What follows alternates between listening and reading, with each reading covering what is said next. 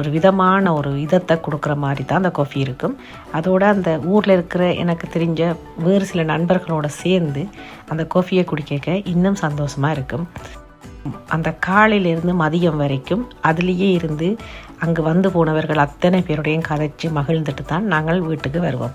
பிள்ளைகளெல்லாம் ஓடி பிடிச்சி விளையாடுவினும் நான் அந்த இதமான அந்த கோப்பியை குடிச்சு கொண்டு என்னுடைய நேரத்தை கதைப்பதிலேயே கழித்து விட்டு தான் வருவேன்.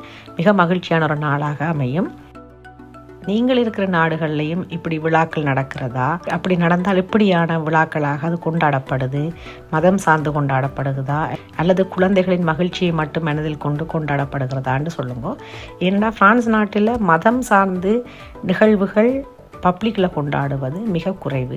கிறிஸ்மஸாக இருக்கட்டும், இல்லது இந்த முட்டை பிறநாளாக இருக்கட்டும், அதாவது ஈஸ்டராக இருக்கட்டும், வேறு வேறு கிறிஸ்தவ பண்டிகைகளாக இருந்தாலும் கூட இது ஒரு